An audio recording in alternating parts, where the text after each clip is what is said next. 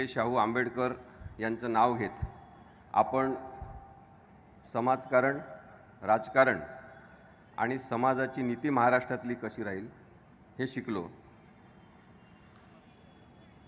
छत्रपती शिवाजी महाराज जे महाराष्ट्राचे धोरणकर्ते आहेत, 300 वर्षानंतर सुद्धा ज्यांच्या नावाने राजकारण करण्याची गरज इथल्या राजकीय लोकांना पडते ते अत्यंत ताकदवान विचार देणारे छत्रपती शिवाजी महाराज, ज्यांनी संविधान लिहिलं त्या डॉक्टर बाबासाहेब आंबेडकरांचा हात धरून आणि ज्यांनी अहिंसेच्या मार्गाने, सत्याग्रही मार्गाने आपण सामाजिक आणि राजकीय परिवर्तन घडवून आणू शकतो असा विश्वास दिला, त्या महात्मा गांधींचा बोट धरून आम्ही चालतो। इथे उपस्थित छत्रपती शाहू महाराज, आमदार जयश्रीताई जाधव, माजी आमदार राजीव आवळे, बीबी पाटील साहेब, भारती पवार, लढवय्या असलेल्या मेधा पानसरे, उमा पानसरे, उदय नारकर सर, दिलीप पवार, किरणराव कुराडे, हेमंत देसाई, साई खराडे, कादर मलबारी,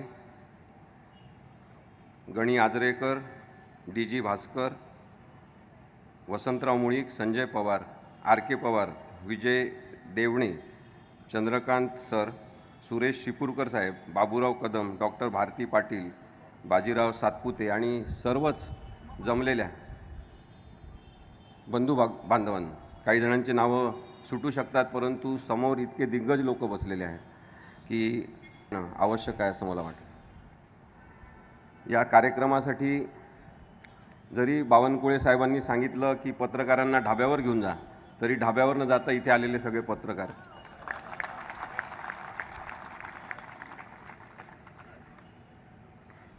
मला कल्पना आहे की मी शाहू महाराजांच्या या नगरीत बोलतो आहे, ज्यांना प्रचंड दूरदृष्टी होती सामाजिक परिवर्तनाची आणि समाज घडवण्याची, ज्यांना स्त्रियांचे हक्क मान्य नाहीत, ज्यांना स्त्रियांचं जीवन समजत नाही, जे स्वतःच्या बायकोला सोडून सुद्धा पळून जातात, अशा लोकांना छत्रपती शाहू महाराजांचे ते विचार सांगायला पाहिजे ज्यांनी 1919 सालीच स्त्रियांवर होणाऱ्या कौटुंबिक हिंसाचाराबद्दलचा कायदा लिहिला। स्त्रियांचे प्रश्न हा सार्वजनिक आरोग्याचा प्रश्न आहे अशा अर्थाने आपण त्याच्याकडे बघायला पाहिजे असं ज्या शाहू महाराजांनी सांगितलं। तिथे बोलत असताना या संपूर्ण जबाबदारीचं ज्ञान मला आहे, याची जाणीव मला आहे। आजच्या राजकारणाने जी आव्हानं आपल्यासमोर उभे केलेले आहेत, आमचे मित्र बंटी पाटील साहेब यांचं आगमन झालेलं आहे, त्यांचं सुद्धा मी स्वागत करतो। आजच्या राजकारणाने जी आव्हानं आपल्यासमोर उभी केलेली आहेत त्यातून जी मनात अस्वस्थता निर्माण झाली असे अनेक जण आहेत आणि आम्ही म्हणजे मी आणि डॉक्टर विश्वंभर चौधरी आम्ही त्यापैकीच आहोत। आम्ही कोणी विशेष नाही, आम्ही सामान्य नागरिक आहोत। जेव्हा सिनेमातला डायलॉग आम्ही ऐकत होतो की don't under estimate power of a common man, तेव्हा आम्हाला वाटलं की एवढा मोठा डायलॉग आहे, उत्साहवर्धक आहे, पण असं काही होताना का दिसत नाही। आणि मग 2017 मध्ये आम्ही काही व्यथित झालेल्या लोकांनी मीटिंग घेतली गोखले इन्स्टिट्यूट ऑफ इकॉनॉमिक्समध्ये। काहीतरी करण्याचा प्रयत्न केला पाहिजे असा आम्ही विचार केला, पण काही करण्यासाठी लोक एकत्र येत नव्हते। तुम्ही मोदी द्वेषी आहे, तुम्ही संघाचा राग करता, तुम्ही केवळ नकारात्मक म्हणजे निगेटिव्ह पद्धतीने विचार करता असा आरोप करणारे लोकसुद्धा आम्हाला एकीकडे घालून पाडून बोलत होते। आणि अशा वेळेस आम्ही 40-50 जणांची एक मीटिंग घेतली गोखले इन्स्टिट्यूटमध्ये, महाराष्ट्रातून लोक आले, परंतु काही जण हे सामाजिक संस्थागत काम करणारे होते, त्यांना अनेक अडचणी येतील असं वाटून ती काही आम्हाला त्यांनी पाठिंबा दिला नाही। आम्ही सतत प्रयत्न करत होतो, विचार करत होतो काय करायचं। मग मी, माझा मित्र डॉक्टर विश्वंभर चौधरी, निखिल वागळे आमच्या काही मीटिंग झाल्या आणि त्यातून असं ठरलं की आपण निर्भय बनो या नावाने एक चळवळ सुरू करायची। निर्भय बनो काय आहे समजून घेण्यासाठी मी आपल्यासमोर हे सांगतो आहे। जेव्हा चंपारण्यमध्ये निळीचा सत्याग्रह शेतकऱ्यांचा झाला आणि निळीचा उत्पादन करणाऱ्या शेतकऱ्यांवर प्रचंड अन्याय, अत्याचार, टॅक्सच्या स्वरूपात सुद्धा त्यांची एक लूटमार सुरू होती, अशा वेळेस महात्मा गांधींनी तिथे जाऊन त्या शेतकऱ्यांना सपोर्ट केला। तो सत्याग्रह यशस्वी झाला, त्यांच्यावरचा अन्याय दूर झाला आणि ते शेतकरी म्हणाले की बापू तुम्ही इथेच थांबा, आम्हाला तुमची गरज आहे, अनेक प्रश्न आमचे आहेत जगण्याचे. तेव्हा महात्मा गांधी म्हणाले की सगळे प्रश्न मी सोडवू शकत नाही, तुम्हीच निर्भय बना. तिथून निर्भय बनवण्याची सुरुवात झाली. आत्मनिर्भर भारत सुद्धा महात्मा गांधींनीच दिलेला संदेश आहे, विनाकारण खोटं बोलण्यात अर्थ नाही. त्यानंतर काळ पुढे सरकत गेला, लोकशाही आली आणि लोकशाहीच्या अंतर्गत सुद्धा एका हुकुमशाहीचा अनुभव आम्ही घेतला जेव्हा इंदिरा गांधींनी आणीबाणी लादली. तेव्हासुद्धा जयप्रकाश नारायण नावाचा एक क्रांतिकारी माणूस उभा राहिला आणि त्यांनी सांगितलं की बिहारच्या दुष्काळामध्ये काम करायला पाहिजे, गुजरातमध्ये बेरोजगारी आहे तिथे काम करायला पाहिजे. आणि त्यांनी एक आंदोलन सुरू केलं, संपूर्ण क्रांती या नावाने. तरुण शांती सेना स्थापन झाली आणि तिथेसुद्धा निर्भय बनो ही चळवळ सुरू झाली. या दोन्ही घटना मी याच्यासाठी सांगतो की दोन्ही घटनांमध्ये आणि आत्ता निर्भय बनो जी चळवळ सुरू झाली आहे त्याच्यामध्ये एक समान धागा आहे की प्रत्येक वेळेस तेव्हाच्या हुकुमशाही विरुद्ध निर्भय बनो हे आंदोलन सुरू झाले. त्यामुळे आमचं काही सामाजिक कार्यकर्ते वगैरे आम्ही आहे असं काही नाटक करण्याचा कोणताही उद्देश नाही. आमचा स्पष्ट उद्देश आहे की आम्ही राजकीय स्वरूपाची सभा घेतो आहे, कारण नागरिक म्हणून आम्हाला अधिकार आहे सांगण्याचा की नरेंद्र मोदी, अमित शहा, भाजप हे 2024मध्ये आम्हाला नको.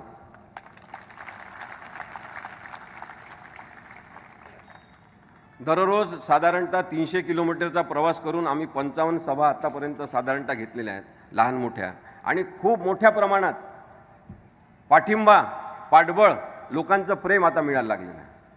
आणि मला वाटते हा राग आहे नरेंद्र मोदी यांच्या खोटारडेपणाबद्दल. हा राग आहे जनतेच्या मनामध्ये महाराष्ट्रातल्या की तुम्ही जे राजकारण करताय धर्मावर आधारित आणि भ्रष्टाचारपूर्ण अशा स्वरूपाचं, त्याचा आम्हाला आता वीट आलेला आहे. आम्हाला किळस वाटते तुमचा सतत चेहरा बघून जाहिरातीच्या माध्यमातून.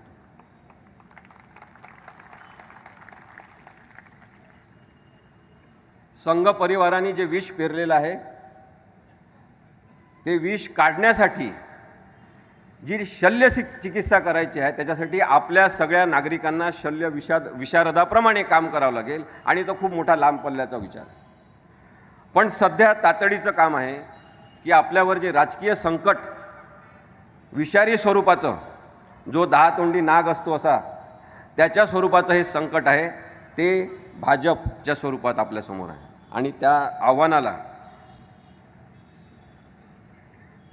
उभं राहताना, त्याच्या ऑपोजिट साईडला आपण दंड ठोकून उभं राहताना हे लक्षात घेतलं पाहिजे की 2024मध्ये राज्य व्यवस्था, इथलं सरकार हे संविधानावर आधारित असलं पाहिजे की मनुस्मृतीवर आधारित असलं पाहिजे हे आपल्याला ठरवायचं.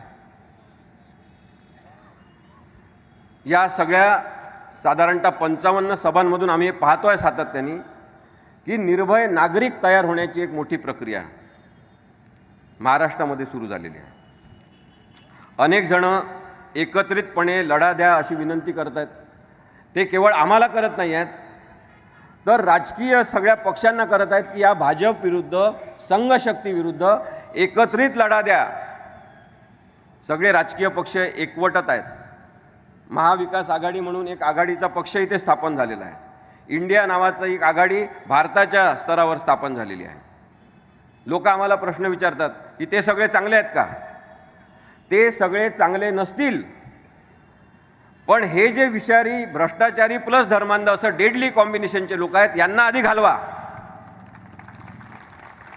नवीन सरकार येईल, त्याच्यामध्ये काही वाईट लोक असतील, वाईट प्रवृत्तीचे असतील, तेव्हा त्यांच्याबद्दल पण आम्ही बोलू. विश्लेषण करण्याचा नागरिकांचा जो हक्क आहे तो कायम ठेवून आपण हे सांगतो आहे की हे सरकार आता बदललं पाहिजे. आजचं एक स्टेटमेंट वाईट आहे प्रकाश आंबेडकर यांचं. त्यांनी सांगितलं की जातीय आधार सोडणार असतील तर भाजपसोबत जाण्याचा सुद्धा आम्ही विचार करू शकतो. अत्यंत दुर्दैवी स्वरूपाचं विधान. डॉक्टर प्रकाश आंबेडकर यांचा गैरसमज झालेला आहे की संपूर्ण दलित समाज त्यांच्या मागे आहे.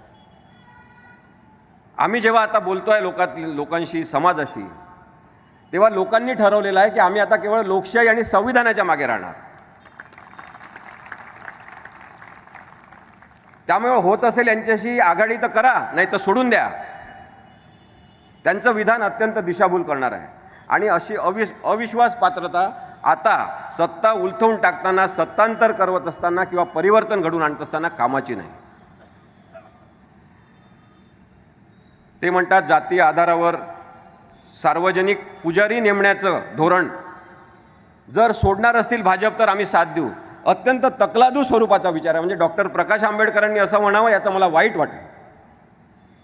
थोड्या वेळासाठी विचार करू आपण की जर भाजपने सांगितलं की ठीक आहे आम्ही पुजारी नेमण्याचं धोरण बदलतो, कोणालाही पुजारी नेमायला आम्ही तयार आहे. किती जण पुजारी होणार आहेत? का पूर्ण महाराष्ट्र पुजारी होणार आहे? कोणाला फायदा आहे पुजारी होण्याचा? एक लक्षात घ्या की धर्म जात याला भाजप मुळीच महत्त्व देत नाही. त्यांच्यासाठी धर्म आणि जात केवळ राजकारणासाठी उपयोगाची असलेली वस्तू आहे. आणि त्यामुळे प्रकाश आंबेडकर यांचं विधान दुर्दैवी आहे. त्यांनी खरोखर विचार करावा. ते अत्यंत विचारी अभ्यासू व्यक्ती आहेत. आम्ही एकत्र अनेक केसेस हायकोर्टात चालवलेल्या आहेत. त्यांच्याशी माझे खूप चांगले संबंध आहेत. मी विश्वंभरला म्हटलं की आता या सगळ्या सभा आपल्या संपल्या की हे जे तडजोडीचं राजकारण आहे याच्यामध्ये आपण काय मदत करू शकतो याचासुद्धा आता आपल्याला निर्भय बनून विचार करायला पाहिजे. भेटायला पाहिजे या लोकांना, सांगायला पाहिजे या लोकांना कशासाठी वेगळा विचार करता. आपली कुवत असेल त्याप्रमाणे जागा मागा, आपली कुवत असेल त्याप्रमाणे जागांची विभागणी करा. पण या भाजपला पाडा हे सांगणारे नागरिक यांना दिसत नाही आहेत का? हे तुम्हाला आश्चर्य वाटतं. नुकताच स्वातंत्र्याचा अमृत महोत्सव साजरा होतो आहे. आपलं दुर्दैव आहे की कधीही जे स्वातंत्र्य लढत नव्हते, ज्यांना राष्ट्रध्वज म्हणून तिरंगा मान्य नव्हता, ज्यांनी डॉक्टर बाबासाहेब आंबेडकरांच्या संविधानाला कधी आपलंसं मानलं नाही, त्या लोकांच्या नेतृत्वाखाली आपल्याला स्वातंत्र्याचा सुवर्ण महोत्सव साजरा करावा लागतो. हे दुर्दैव आहे. ही परिस्थिती बदलली पाहिजे आणि यासाठी आपल्याला राजकीय भूमिका घ्यावी लागेल. विश्वंभर हे पर्यावरण तज्ज्ञ आहेत. एन्व्हायरमेंट इम्पॅक्ट असेसमेंट नावाच्या विषयात PhD केलेला आहे. त्यांचा अत्यंत उत्तम व्यवसाय आहे. माझी वकिली 23 वर्ष झालेली आहे, सुरू आहे. लोकांच्या सोबत लोकांचे प्रश्न घेऊन व्यावसायिक दृष्टिकोनातून सुद्धा, आणि माझीसुद्धा वकिली चांगली सुरू आहे. हे राजकीय लोक भाजपचे असतील, संघाचे असतील, सर आम्हाला विचारतात, यांना म्हणतात तुम्ही पर्यावरणाचं काम करा, कशासाठी राजकारणाचं बोलता? मला सांगतात की तुम्ही कोर्टात बोला, कशासाठी बाहेर बोलता? परिणामकारक जे बोलत असतील आणि कामाचं यांच्या विश्लेषण करत असतील त्या लोकांनी बोलायला नको असं यांना वाटते. आपण का बोलायचं नागरिक म्हणून? आपल्याला हक्क आहे संविधानानुसार की आपण नागरिक आहे. हीच एक राजकीय संकल्पना आहे. नागरिक असणं, नागरिक म्हणून ओळख हीच राजकीय संकल्पना आहे. संविधान हेच राजकीय डॉक्युमेंट आहे ज्याच्यामुळे भारत हा एक देश एकसंध आहे. आणि त्यामुळे आम्ही राजकारणाबद्दल बोलणार. तुम्ही आम्हाला सांगायचं नाही की ह्याच्याबद्दल बोलायचं नाही, त्याच्याबद्दल बोलायचं नाही. कोणत्या शहरांमध्ये आम्ही जातो तर म्हणतात रामाबद्दल बोलायचं नाही. पोलीस नोटीस देतात नरेंद्र मोदीबद्दल बोलायचं नाही.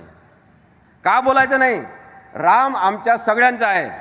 राम इथल्या हिंदू आणि मुसलमानांचा आहे. राम राम म्हणून जो काही साधेपणा आम्ही धर्माचा जपला तो तुम्ही जय श्रीराम हा नारा देऊन आणि इस देश में रहना होगा तो जय श्रीराम कहना होगा ही घोषणा देऊन तुम्ही नष्ट केलेला आहे. रामाचं महत्त्व तुम्ही नष्ट केलेलं आहे. त्यामुळे आमचा तुम्हाला विरोध आहे. नरेंद्र मोदींबद्दल का बोलायचं नाही? आमच्या भारताचे पंतप्रधान आहेत.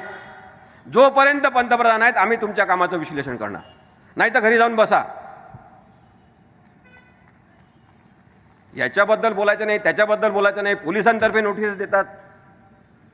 ही लोकशाही नाही. म्हणून मी तुम्हाला सांगतो ही दडपशाही आहे. कोल्हापूरच्या पोलिसांनी तर काय आम्हाला नोटीस दिली नाही, त्यांचे आम्ही धन्यवाद मानतो.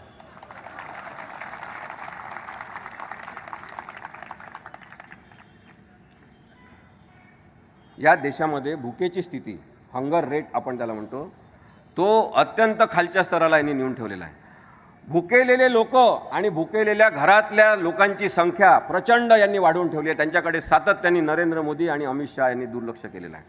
125 देशांच्या यादीमध्ये 109 नंबर 107 नंबरवर आज भारत देश आहे. एवढे भुकेजलेले लोक इथे आहेत, ज्यांच्या पोटात अन्न नाही, त्यांना अन्न पाहिजे आहे. 100 पैकी 28.07 असे मार्क आपल्याला मिळालेले आहेत. एवढ्या मूर्ख लोकांचा देश हा कसा असू शकतो, जो धर्माच्या नावाखाली, मंदिर मस्जिदच्या नावाखाली या मूर्ख लोकांच्या मागे लागलेला आहे. खरं तर यांचं राजकारण यांचंच नाही, तुम्ही देशातले आतापर्यंत जगातले झालेले सगळे हुकुमशहा बघा, सगळ्या देशातले हुकुमशहा बघा, तुम्हाला एकच त्यांचं तत्त्व दिसेल की लोकांना आपल्यावर अवलंबून ठेवा, त्यांना भुकेलेलं ठेवा, त्यांना मी काहीतरी देणार आहे असं सांगा आणि त्याच्यामुळे तुमचं कल्याण होणार आहे असं सांगा. त्यांना दाखवा मी अवतार आहे, मी मसीहा आहे, मी तुमचे दुःख सोडवणार आहे. नरेंद्र मोदी हेच करत आहेत. 80 करोड लोकांना मी जेवायला देणार असं सांगतात. 5 वर्षासाठी मी योजना वाढवली असं सांगतात. लाज वाटत नाही? 5 वर्ष तुम्ही जेव्हा सरकार चालवत होते आणि याच्यानंतर 4 वर्ष आता चालवताय, तेव्हा तुम्हाला लाज वाटत नाही की तुम्ही आणखी आजही 80 करोड लोकांना जेवायला देता म्हणता आणि याच्यानंतर अजून 5 वर्ष देणार म्हणता? हा कोणता विकास आहे? प्रश्न विचारायला पाहिजे. निर्भयपणे प्रश्न विचारण्यासाठी निर्भय नागरिक आम्हाला पाहिजे आणि आपल्या रूपाने आज हे निर्भय नागरिक इथं जे जमलेले आहेत त्या सगळ्यांचं मी त्याच्यामुळे स्वागत करतो.